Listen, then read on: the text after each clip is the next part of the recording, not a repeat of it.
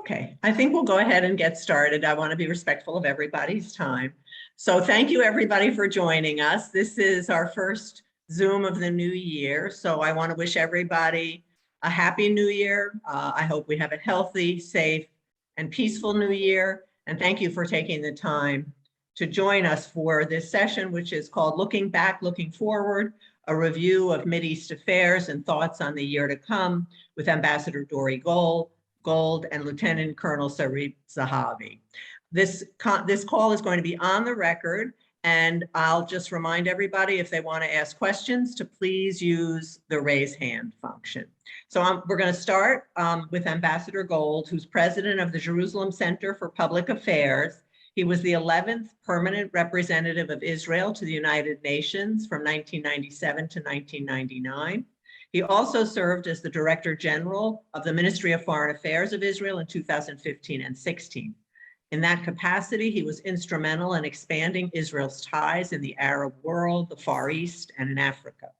In January 2014, he was appointed as an external advisor on international issues to Prime Minister Benjamin Netanyahu. During Prime Minister Netanyahu's first term, and in the capacity of foreign policy advisor, Ambassador Gold served as an envoy to the Palestinian Authority, Egypt, Jordan, and the Gulf states. Ambassador Gold, the floor is yours. Thank you very much for joining us. Well, thank you. I think it's a very useful discussion to have about the nature of Israel's new ties with the states of the Gulf. This has been a big surprise for a lot of people. However, for me, it wasn't completely surprising. Back in 1996, when I was the foreign policy advisor to then Prime Minister Benjamin Netanyahu, I would frequently visit two countries in the Gulf, Qatar and Oman. Now, neither of those countries were part of the Abraham Accords. They did not follow through with normalization agreements with Israel. But they, for their own reasons, were interested in starting some kind of relationship, and it was very minimal at the time. We talk about normalization today. I remember with Qatar, we had a commercial relationship. In other words, the Israeli office in Doha was there to service people, Qataris, who were interested in doing business in Israel. And that was it. Nothing beyond it. I remember one of the biggest difficulties I had was getting the Qataris to agree that their business office back in '96 could also issue a visa to Israel for Qatari citizens. They agreed. But nonetheless, it showed how far we were on normalization back then. And Oman was basically the same deal, the same story. Now, in this case, the two countries that we normalized with, the UAE and Bahrain, were somewhat of a surprise. I would expect those other countries to be the leading forces that might pursue this. But so what do Bahrain and the UAE have in common that might help us understand what is going on here? Well, obviously, one of the central features in the international relations of those countries are their relations with Iran. If you start with the UAE, going back even before the Islamic Revolution, the Iranians under the Shah took over islands that were under UAE sovereignty and put Iranian military there. So there was a past, and there is in fact a present, of Iranian forces in their country. When we wanted to joke around as Middle East experts, and talk about, well, where are the occupied territories? Well, the occupied territories were the islands of the United Arab Emirates.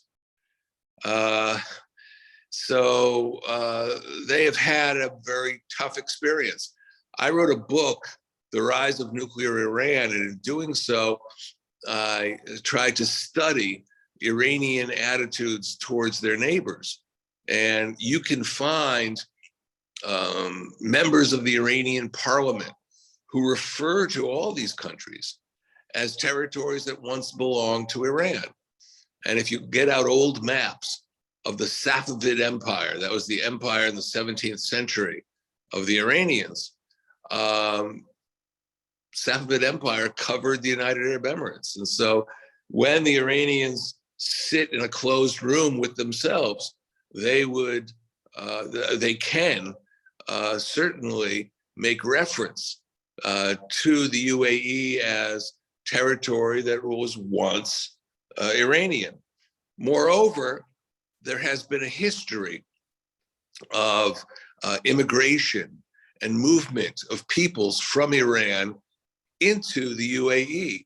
You'll find a lot of Iranian families in Dubai in particular, but also in other emirates belonging to the seven emirates that make up the UAE. So with the history of demographic interaction and with a memory of Persian claims to that territory, there is a concern among national security figures in the UAE about what are Iran's intentions. They don't talk about this. It's something which is, how would I put this? Something that is, it's a difficult subject, but nonetheless, it's there in the background.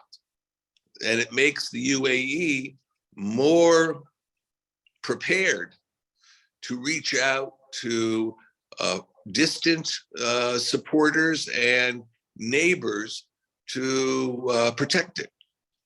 Now, Bahrain is the other country, obviously, that we're speaking about. Bahrain is a country which has a unique demographic makeup, which perhaps underpins aspects of its vulnerability. About 80% of the Bahraini population is actually Shiite, whereas the Bahraini leadership is Sunni. And that contrast sets up the national security dilemmas of Bahrain, and has for many years. Bahrain reached out very early to have a protectorate agreement. It wasn't colonized, and people say, oh, it gained independence from Britain. It actually had a protectorate relationship with the British, with British India going back to 1820. But this protectorate relationship brought the Royal Navy into Bahrain, and the Royal Navy was eventually supplemented by the U.S. Navy, so that Bahrain, and Manama in particular, became the main base for the U.S. Navy in the Persian Gulf. The Bahrainis have experienced repeated Iranian assertions of sovereignty on their territory. Remember, Bahrain is a member of the United Nations, it's a member state of the UN. And yet you have Iranian officials who refer to Bahrain as a province of Iran. And I think this background somewhat explains Bahrain's concerns. Plus, to be very open, there has been an active Shia underground, a Shia militia, seeking to establish positions of strength on Bahrain. They have active demonstrations One can see at the Bahraini Shia demonstrations big portraits of Hezbollah leaders from Lebanon, like Sheikh Hassan Nasrallah. I mean, what does he have to do with Bahrain?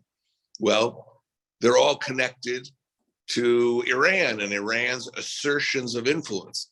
So I am not surprised in this sense that both these countries, the UAE, whose territory, who has 3 islands of its territory, which are presently occupied by Iran, and Bahrain, a country which is claimed by Iran, I'm not surprised that they are the ones that are seeking to develop a closer relationship with Israel.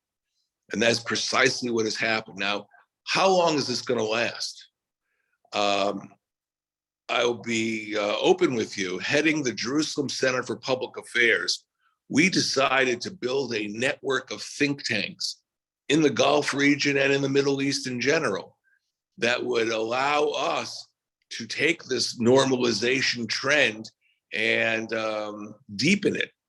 So we have signed an agreement with the Emirates Policy Center, and that agreement is for formal cooperation with the Jerusalem Center for Public Affairs. The second agreement was signed with Darasat, a think tank in Manama, the capital of Bahrain.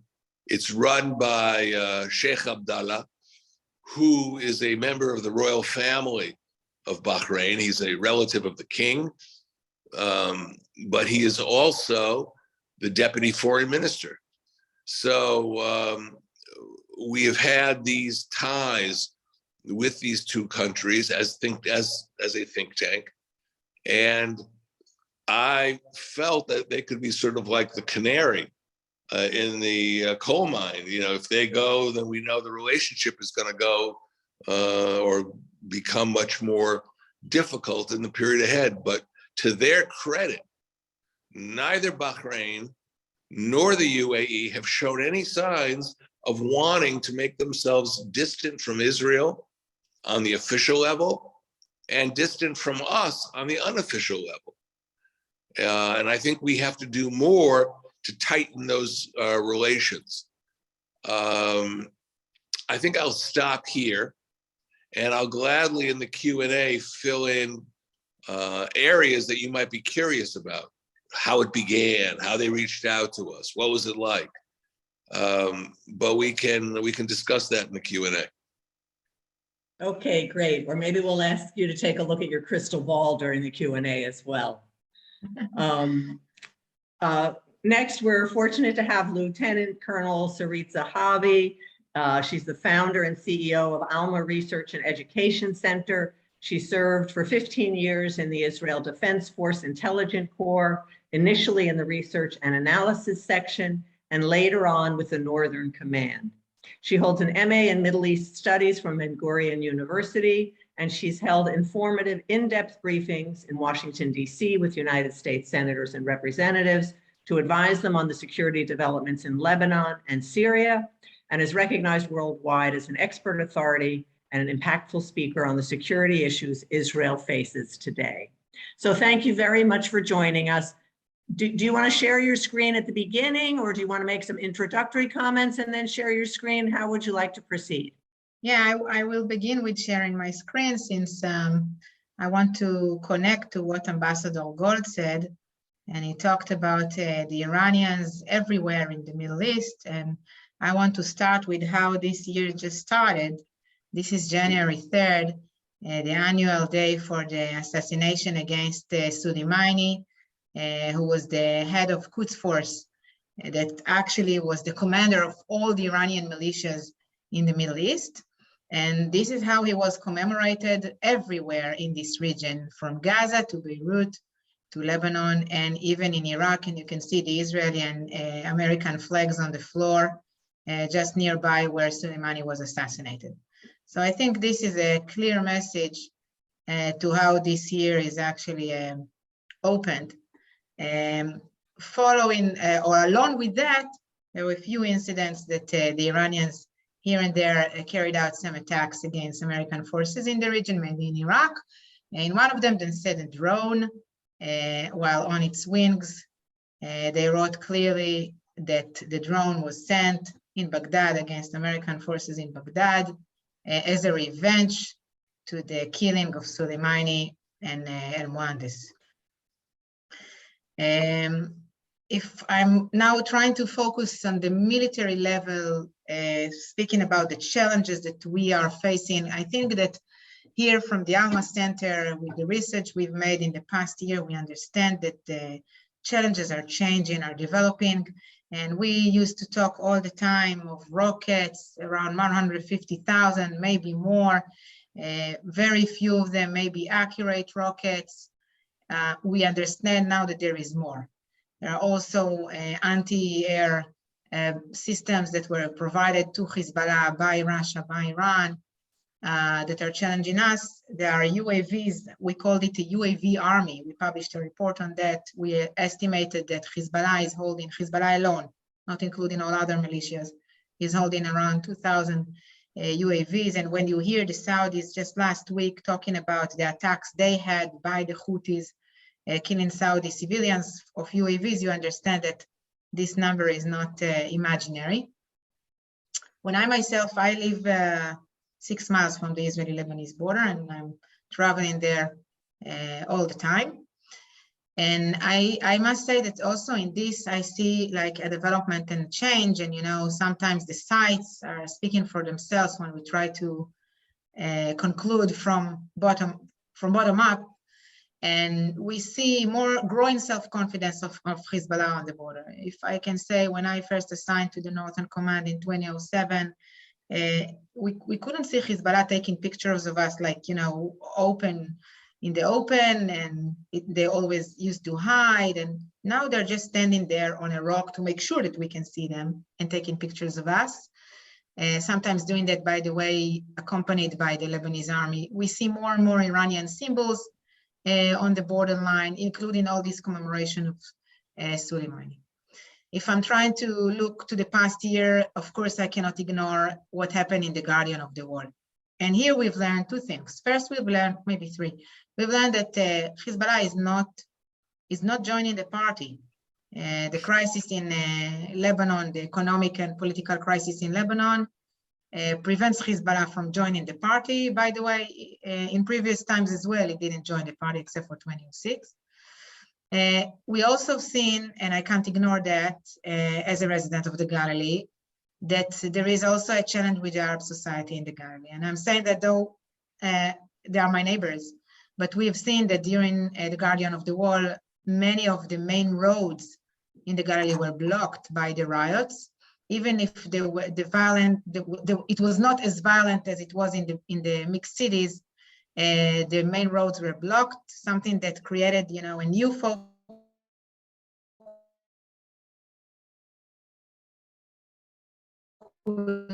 here in Israel, and the question.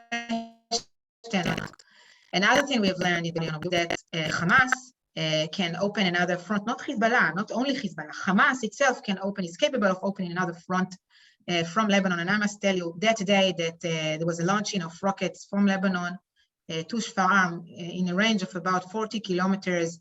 And personally, my daughter's party in the school was canceled that day because of the rockets, and everybody was very much confused. What's happening? It's another front. I told my staff, no way, it's Hamas. Hamas has rockets in Lebanon for 40 kilometers. And now I understand that the answer is yes. It's something new. And of course, we all need to take a look at that as well. When I'm looking at the I don't know, general policy of Iran in the region, I also see some, I don't know, more chutzpah. I don't know how to say it. Nerve. More attacks. I'm sorry? Nerve. Nerve, okay. Nerve, chutzpah, I guess you'll understand what I mean. More attacks against Americans, like attacks against American base in Tanaf, which is the border between Syria and Iraq. The same drone that I've just shown you, using drones all the time. Attacks against containers or big ships that are, the Iranians believe that they are owned by Israelis. Sometimes they are, sometimes they're not. But you see more and more tactical, I'm saying that tactical because nobody got killed or almost nobody got killed. If somebody will get killed, it will not be tactical anymore. But tactical attacks here and there, sending a message mainly to the Americans, but sometimes to the Israelis. This is also very interesting. If I'm looking forward, first and foremost, my question is, what about Syria? In a minute, I'll talk about Lebanon, but what about Syria? And I see that Syria is like stabilizing into a situation of areas of influence, areas of the Kurds, areas of the Turks, areas of, I don't know, radical Muslims that are working with the Turks, areas of the Russians, and of course, areas of the Iranians, which are next to our border. We see Syrian militias, local militias that at the beginning of the civil war were fighting against the regime. Today are now subordinate to the IRGC, to the Iranian Revolutionary Guard, a few tens of them actually. We see Hezbollah, Lebanese Hezbollah presence, deployment, military deployment on our borders. And of course, we also see a civilian establishment of the Iranians in Syria, whether it's economically, politically, in respect of religion, education, almost in every aspect. We see this next to the border with Israel, and we also see this in a town named Embu Kamal, which is the border crossing, the open border crossing between Iraq and Syria, which became actually the center of the ground corridor from Tehran all the way to Damascus, a little bit more than 1,000 miles, enables the Iranians to bring more ammunition, to bring more soldiers, to have more freedom of operation with regard to transfer of military capabilities into the region. I know Bashar doesn't like it, Putin doesn't like it, probably Biden doesn't like it as well. We don't like it, Israelis, but it is happening, and actually nobody except for Israel is doing anything to stop that. And this brings me to talk a little bit, looking to the next year. And the first thing is the Israeli policy, or the Israeli strategy actually, with the Mabam, the campaign between the wars, a lot of names to the same idea of attacking Iranian capabilities in the region, mainly in Syria, but not only in Syria, hundreds of attacks each year, by the way, in order to avoid war, maybe in order to prevent war, in order to damage the Iranian military deployment in the region without killing commanders, without assassinations, just the warehouses. Very interesting. And of course, there is always the question in the air, how much time have we got to stop that? Are we truly succeeding? We'll never forget a question of one of the reporters that asked me, Sarit, don't you think it's like empty the sea with a spoon? Mm-hmm. So honestly, we don't know. We don't know what we don't know. But definitely there are a lot of attacks that succeed in damaging, creating a lot of damage to the Iranian strides, but we don't know what the Israeli intelligence or the Israeli army missed and didn't bomb. Eventually, when this ammunition gets to Lebanon, there it's a problem. We cannot attack there because it's usually being hid inside civilian areas. The risk to war is much greater, and nobody here wants to take this risk. So opportunities, I think Ambassador Gold talked about the opportunity with the new connections in the Arab Gulf that actually improve our not only political, not only economical, but also operational accessibility with regard to facing the Iranian challenge. Also the fact that there is a crisis in Lebanon, there is more criticism against Hezbollah. I don't buy the attitude that says that Hezbollah is getting weaker. I think that Hezbollah is getting stronger, politically and militarily, but I do believe that Hezbollah has restraints and it's not interested in getting into war with Israel. It's just walking on the red line. All in all, one last sentence as a resident of the Galilee. I think that, war, I understand, it can happen. There are various scenarios for that, but what will happen if it will not be war? If we will end up in a situation that it will be action-reaction circle, like what is happening in the south, and Israel will not want to go to war, Hezbollah will not want to go to war, but we will have to run for shelters every other day. This is a scenario which is an option, maybe even a probable scenario. and it can end up in war, but it will take time. So I'll leave it like that, and of course I will be happy to answer questions. Okay, thank you very much. And let me remind people to use the raise hand function. You know, one of the things that we've heard about in press reports is the fact that the UAE in particular has also continued a dialogue with Iran. So, you know, Ambassador Gold, I really hear what you're saying about the very good intent of all the people that you've been working with, but do you think there's any real risk there in that relationship, and maybe to include Sarit, other relationships where you see significant risk? I'll start with the UAE outreach to Iran and the fact that a member of their royal family, who is their intelligence minister, actually went to Tehran to meet the Iranian president. I was very concerned by this. I actually had been visiting at the very same time that occurred. I was invited to a conference in Bahrain, and I was curious to hear what the Bahrainis had to say about all this. But I think that looking at their situation, to be frank, they don't know what is going to happen in the next couple of years. When they established these relations with Israel, when they broadened their ties with America, it seemed that the United States would be a steady fixture that they could rely upon for the future. And I don't know whether they feel that now. So they are looking to lower the heat with Iran without fundamentally changing their orientation towards Iran and towards the United States. So they're sort of sticking their toes in the water, but they're not going to go in all the way. That's the way I see it.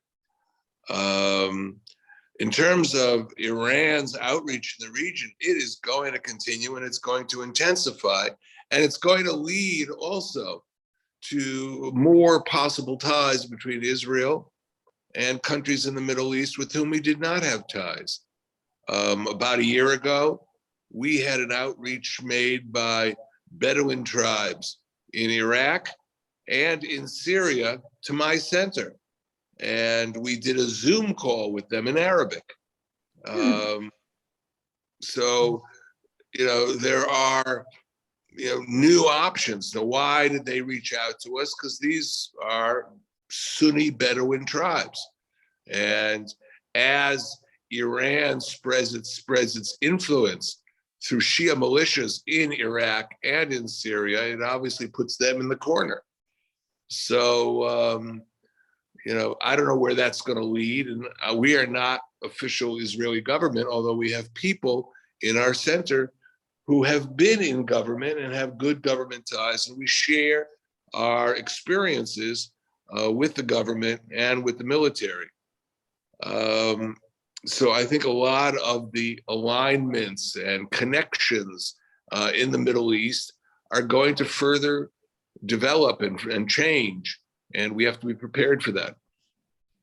Sarit, any thoughts from your end on that? I've seen a lot of pieces about Jordan and Iran getting closer, UAE and Iran getting closer. But I think it's just, you know, trying to keep all options open. I don't think that neither of them is interested in an alliance with the Iranians, but they must in a way comply and create, I don't even say positive relationship, but some kind of a dialogue. Okay, maybe this is the smallest word that we can use. An open channel for dialogue with the Iranians, because they understand that they don't know exactly where the region is going, and the Iranians are becoming more and more the strongest bully in the neighborhood while the Americans are leaving. And I think this is why they are doing that, but I don't see them getting into an alliance with the Iranians. The rivalry still exists, especially with the Saudis. I think everybody is worried here in the region from Iranian getting stronger. I agree with Ambassador Gold that it will provide us more opportunities. I'm not sure that it will be public. It may remain below the surface. I think that my biggest question, I think, is Qatar. Because it's always like, you know, when I first got to intelligence, I was told that Qatar is the bad boy of the Middle East. And it's trying to make everybody angry and, you know, irritate everybody. And I feel that it's true until today. This was, I don't know, almost 20 years ago, and it's true until today. Qatar, they are like friends of the Americans, friends of the Iranians, friends of Hamas. They are also having some kind of, I don't know, kind of relationship with us. They enable us to come there, to land there, connections, flight, whatever. Things are happening. But it will never get further than that as long as Qatar is not leaving or completely abandoning its relationship with the Iranians. Okay, thank you. Rachel, next question, please. The next question is from Mark Klein of the ZOA. Thank you. Hi. Thanks for your very informative presentations. I appreciate it. I've learned a lot. I wanted to ask, why do you think Netanyahu did not immediately annex the 25% of Judea and Samaria, which the Abraham Accords permitted? And later, did he have to promise that he would not annex in order to get the Abraham Accords signed? Was that a critical component? Would it not have happened had he not promised that? And three, how long has this promise to not annex last? Is it indeterminate? Is it a year or two? I'm interested in that. Thank you. Okay, thank you. Who wants to start on that one? I'll pick it up. Look, clearly, I guess it was the U.S. government that saw here an opportunity to delay what the Israeli government was thinking of doing. And therefore, it clarified its position about annexation and normalization with the Arab states. So that did not move forward. That was basically frozen. And I don't know if anyone has made current plans to move forward. I think what we should stress in any discussion of this sort is the importance of the Jordan Valley, what we call in Hebrew Bikat HaYarden, because that was really the focus of the former Prime Minister's initiative. And people wonder, well, is the Jordan Valley still a critical strategic area? And my answer is yes, and it ties in with our previous discussion. Because what we are seeing is that Iran is taking an interest, not just in Syria, not just in Lebanon and in Iraq, but it has an interest in Jordan. When I was the Director General of the Ministry of Foreign Affairs, we noticed that the Iranians were having discussions with the Jordanians about cities that were, or I should say, towns that had been places where the individuals who accompanied Muhammad in the 7th century, when he entered into the territory that is today Jordan, these people were killed in battle, and they have tombs in these areas. These individuals who fought and accompanied Muhammad, the prophet, are revered by Shiites. And therefore, there was a lot of talk about Shiite tourism into Jordan. The Iranians took it so seriously that they offered Jordan to supply Amman with its gas and oil needs for 30 years using Iraqi gas and oil. And that was going to be a quid pro quo, a bargain that they offered. Now, this gas diplomacy shows the significance of Jordan to Iran and to its Shiite allies. And we can see this all of a sudden being expressed again in the near future. So it's something I think we have to monitor. It's something we have to be aware of. And it is definitely right at our doorstep in the East. If we were to abandon the Jordan Valley, or if we were to withdraw deeply in the territory of Judea and Samaria, I think that the Iranians would look for a way to fill that vacuum, and they have interests. And therefore, old territorial concepts like the Alone Plan are absolutely relevant today for us to take into account and to implement, but we have to do it all very wisely. Sarit, do you want to add anything? I think that to relate to the question of annexation, I think that there is always the dilemma between creating reality and announcing that we actually created a new reality.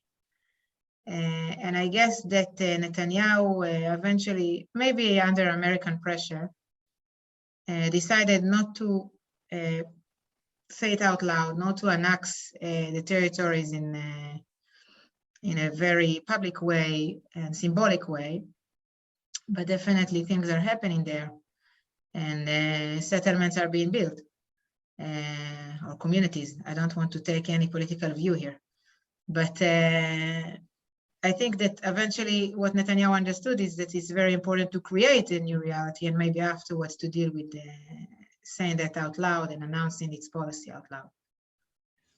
Thank you. Rachel, next question, please. The next question is from Dan Mariashin of Nabreth. Thank you both for meeting with us today.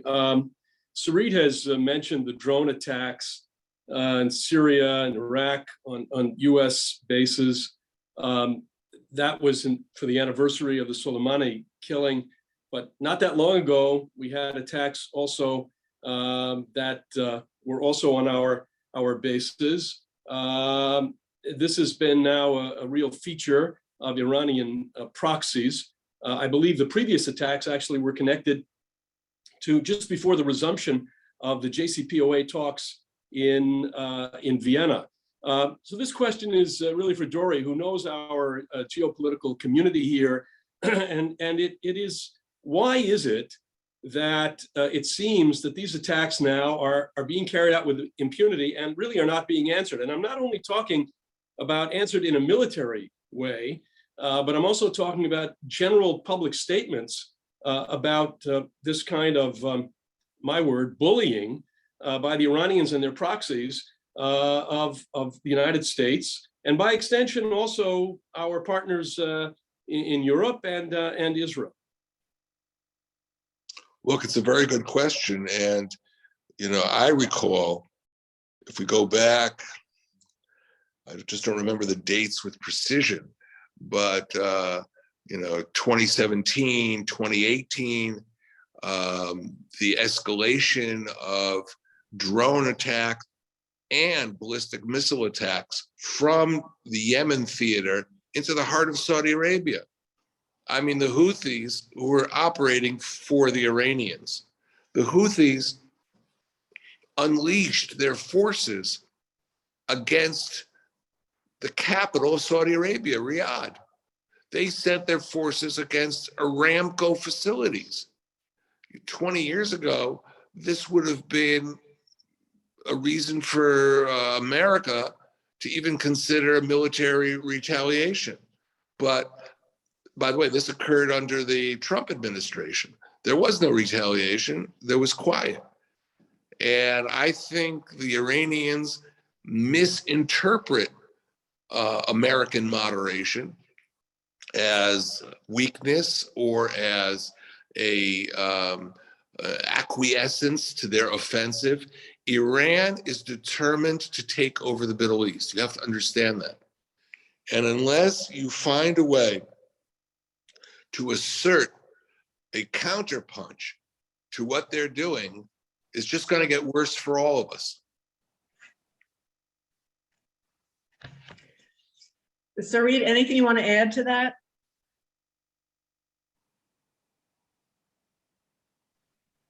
You're on mute.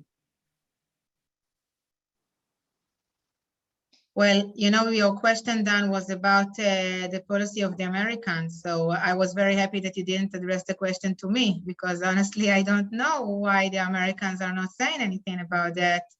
And we don't see any response, including to the recent attacks. And if there are some response to the recent attacks, the response are almost tactical, almost, I don't know who decides upon them, but it looks like tactical in the field.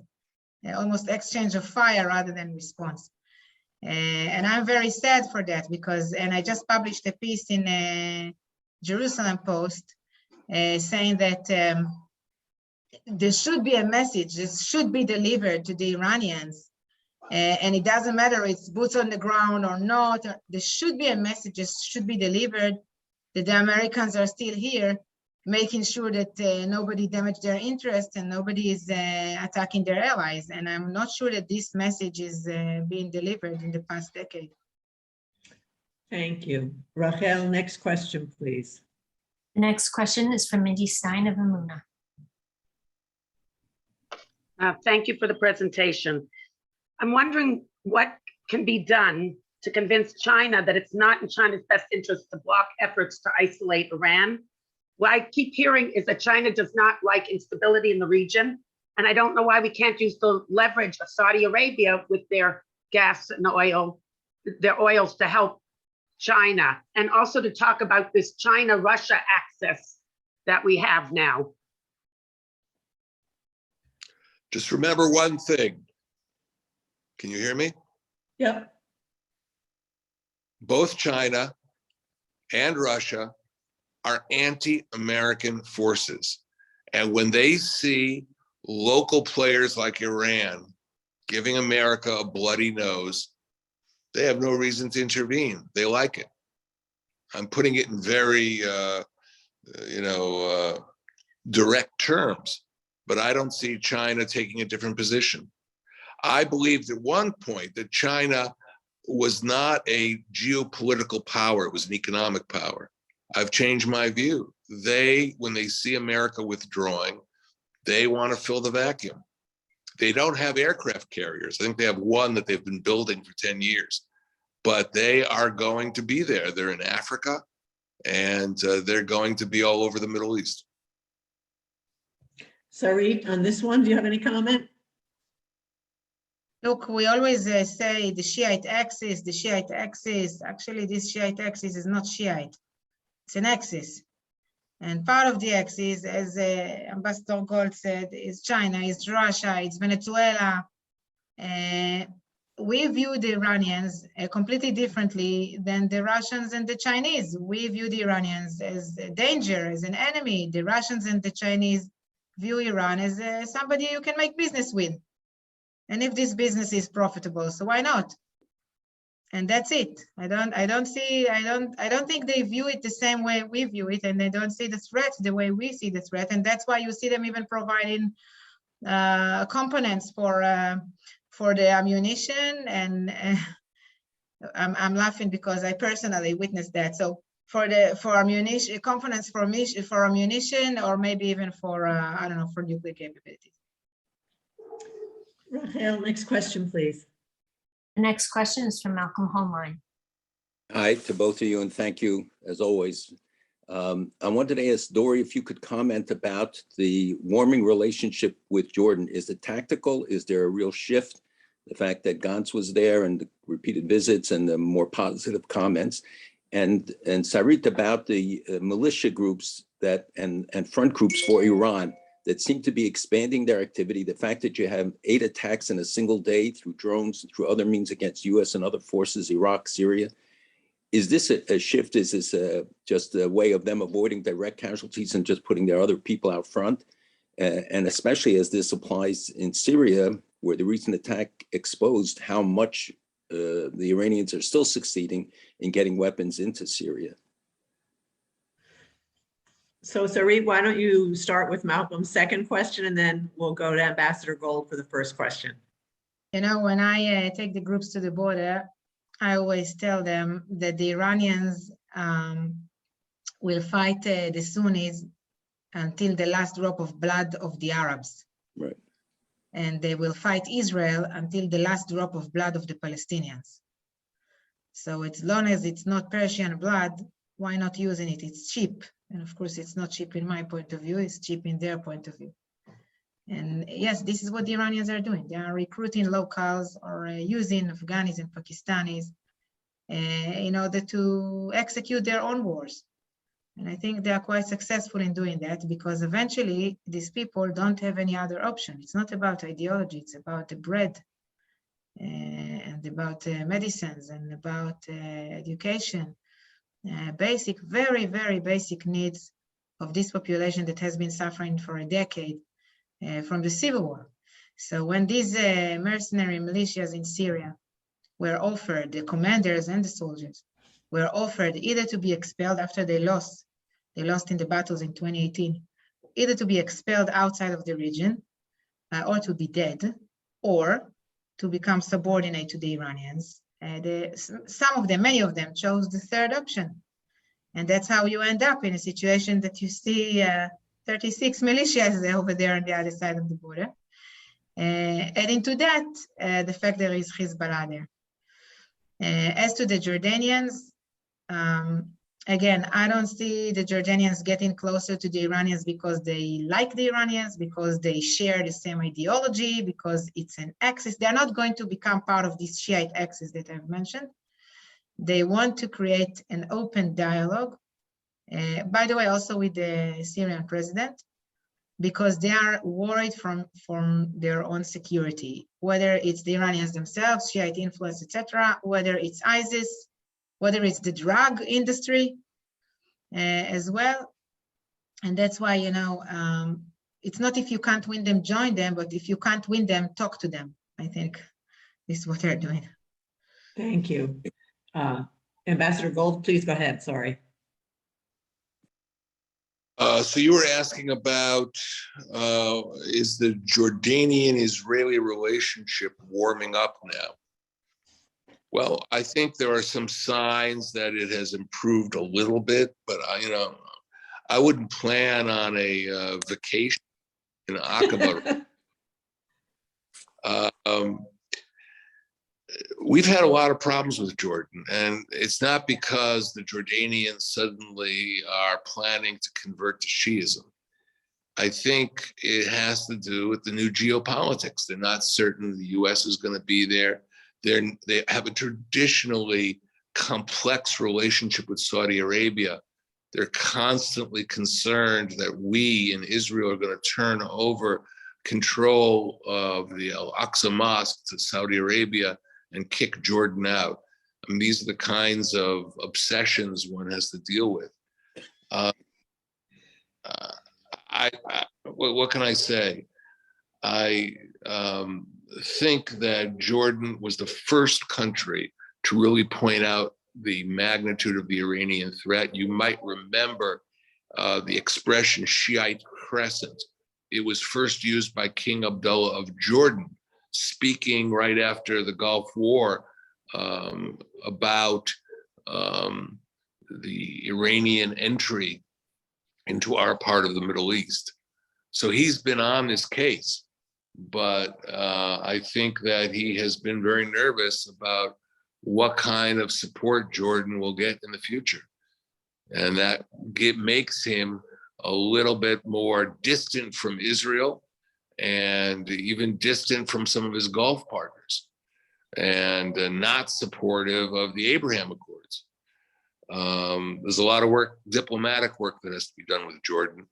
I think we have to remember that Israel's longest border is with the Jordanians, and that's why we've had strategic and military cooperation with them over the years. And I think we should try to restore that relationship, although don't hold your breath, it's not going to be easy.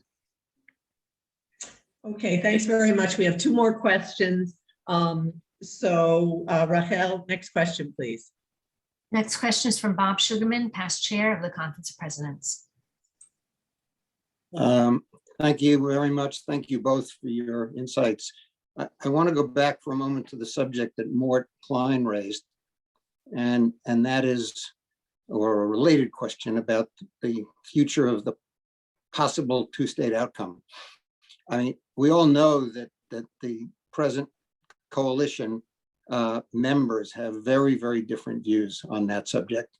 And I was therefore a little surprised when Minister Elkin announced, supposedly without the knowledge of the Prime Minister, that there was going to be building in Atarot and E1 and Givat Hamatos. Subsequently, evidently because of protests from the Biden administration, the Atarot building was put on ice. Where do you think we stand on building in E1, which has been a no-no for US administrations going way back, and Givat Hamatos? Thank you. Well, that's a combination of questions. And I think what Israel must do and our friends must do is take into account what areas of Judea and Samaria are vital for our security. And those are the areas we have to invest in. I think everything around Jerusalem is vital for our security. And therefore, if you're building in Givat Hamatos, or you're building in E1, you have to do it in a way that addresses our needs, can be explained to people, and you have to explain what you're doing. But I don't think we should freeze those activities. I don't think that's what you were asking in any case. I don't know what else to describe. There's been a lot of illegal Palestinian construction in strategic areas. I regard the whole highway connecting Jerusalem to Ma'ale Adumim, and from Ma'ale Adumim down to the Dead Sea as paramount strategic importance. And therefore, if there is a Palestinian village that has been built there, which is without a license, and which can be used to threaten traffic of Israelis going in that direction, that's something which we have to address, particularly if the Supreme Court said we can address it. But I think these questions have to be looked at strategically and not just as political questions of holding the coalition together, because I think both people on the left and the right have been concerned about all these trends. Thank you very much, Rachel. Next question, please. Next question is from William Daroff. Great, thank you very much. And thank you, Dore and Sarit, for joining us, and Happy New Year to you both. Shabbat Shalom to you and everybody.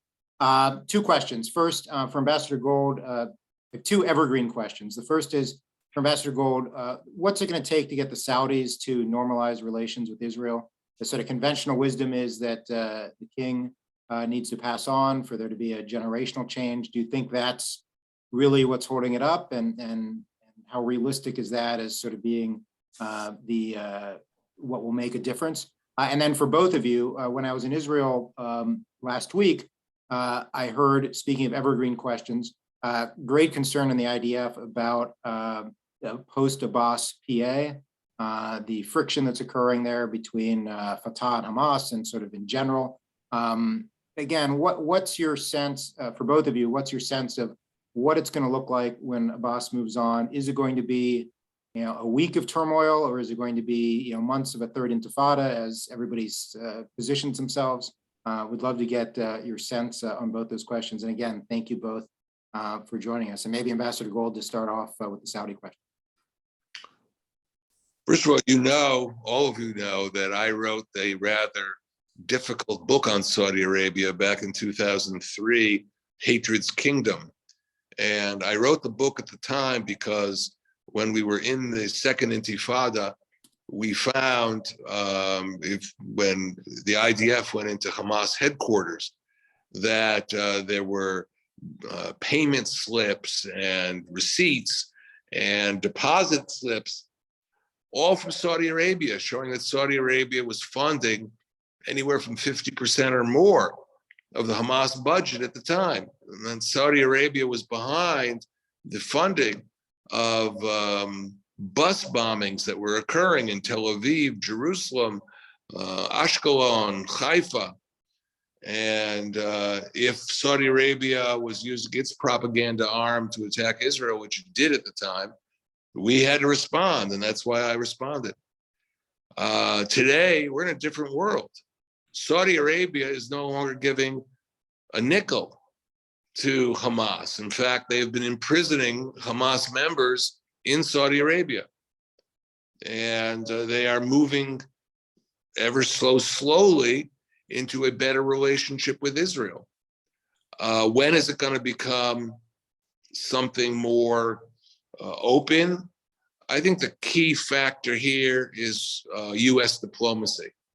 And I think while we can have a direct outreach to Saudi Arabia, and they have done things like allow us to use their airspace for our commercial aircraft that fly from Tel Aviv to Bahrain and to the UAE, I think the US can really make a difference if it decides to take this issue on. Do it quietly. But I think there's nothing right now that would,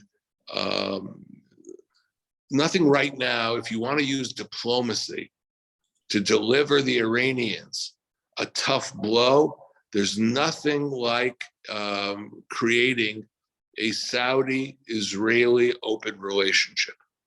That would show the Iranians that they are not indeed dominating and dictating the developments in the Gulf region, that there is a counterpunch in the hands of the United States and its friends.